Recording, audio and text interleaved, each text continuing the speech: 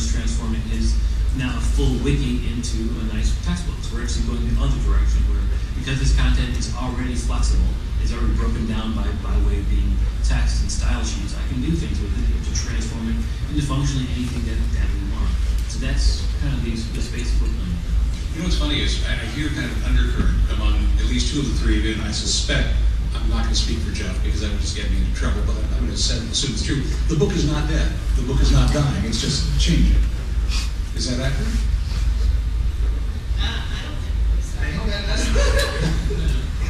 I don't think the book is dead. The book is changing. I mean, the book is essentially long-form content, and long-form content has a very real and necessary purpose in the lives of students, especially. So it's not going anywhere. I've got my Kindle sitting right here underneath my iPhone, and I use it all the time because I love books. But the way I want to consume and access that book, when I want to have access to it, when I travel for 3 weeks to Australia, how I want to, take 8 books with me or not is changing. The way I want to interact with that content is dramatically changing. The need for quality content in a long-form way is not going away anytime soon. It's a very valuable piece of that ecosystem. So I don't think it's dying. It's just fundamentally people want to interact with it in a very different way. Well, and I think just to dovetail on that, the thing that's flipped is the book was primary forever, it seems, and now the book is just one of the outcomes. And so the way that the content that would normally go into a book is created or started, we're now seeing the second generation, the second revolution of digital. We're actually using digital. We're starting to use digital really what digital can actually do. Whereas, for many of you, the miracle of digital print was a little more than let's print the stuff we did before on the big press, now on demand. And that was an iteration and an important one, and still, for all the purposes of customization, it's exceptionally important.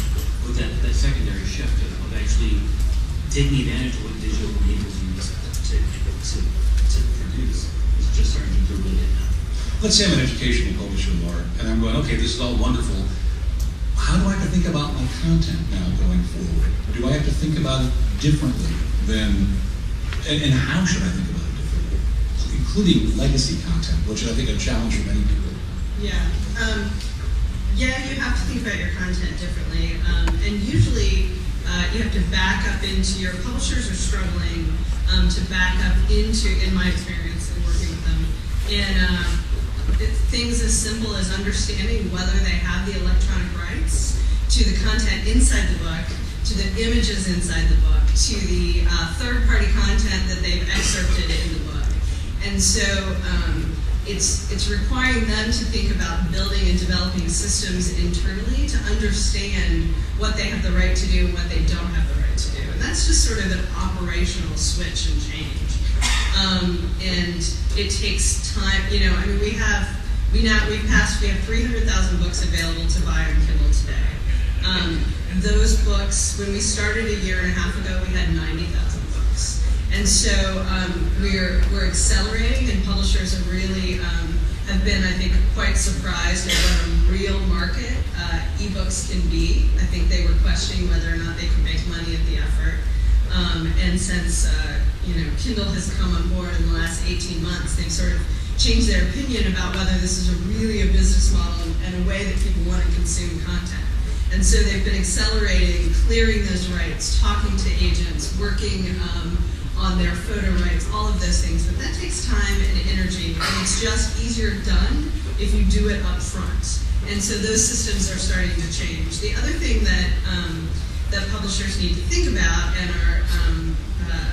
are systems for how do they store that content. Do they start, today there's sort of this old system of, InDesign, you write it Word, and then it goes into InDesign, and then, it goes to a printer, and the printer does stuff to it, and you may not even get the final version back from the printer of your content. When it comes back, it's in a PDF form. And so it's not XML, and so it's not easily parsed, and it's not, it can't be easily transcribed into other parts, or into other uses. And so whether that's built onto your own website or whatever it might be. And so publishers are now really thinking about their operations and working back and saying, we need to create our content actually from the very beginning in XML so that it's really versatile for us, and we can move it into all kinds of other, not even just the technologies that exist today, but what we can imagine will exist 10 years from now that none of us can even think about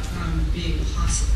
So those are the big, that takes those two things, doing those two things take a ton of energy and a lot of resources, and it takes focus, and it's really hard, and in a time when it's your revenue comes from publishing new hardcover or new books in print matter, it becomes very hard to make the choice to invest in doing this new stuff that's hard and difficult. It becomes really hard to transition to that when you're just trying to do what you did before. But companies that are doing it, publishers who are doing it, are growing at Amazon today for books that are available both in the Kindle format and in physical books. Kindle books now represent 35% of the total sales of those units.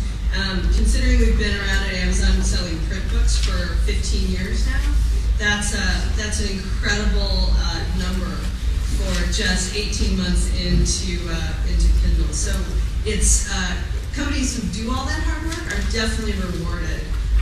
And not to mention that after you've made that transition business for publishers and for authors, because for obvious reasons, you've got no inventory, you've got no PPB, you've got no returns, you've got all kinds of things, and for folks in this room, you have no used textbook sales, which are also something that is extremely expensive for textbook publishers. I think the number is, and you all probably know it better than I do, but that a textbook sells 7 times over. And the publisher and the author only earn some money on that the first time. The rest of the time, they don't. And so in the world of digital, we have an opportunity, because of digital rights management, and I'm sure there are lots of different opinions about that, whether you're a rights holder or you're not. Amazon, frankly, doesn't care whether you want to sell it either way. We do it either way. But if there's DRM applied, then we can really reduce the cost of textbooks. So not only are they not going to weigh 8 pounds, but they don't have to cost $150. Because no longer do you have to pay for 7 sales with 1 sale. You can pay for 1 sale. So it's an exciting future, but it requires publishers to really think in a different way than they're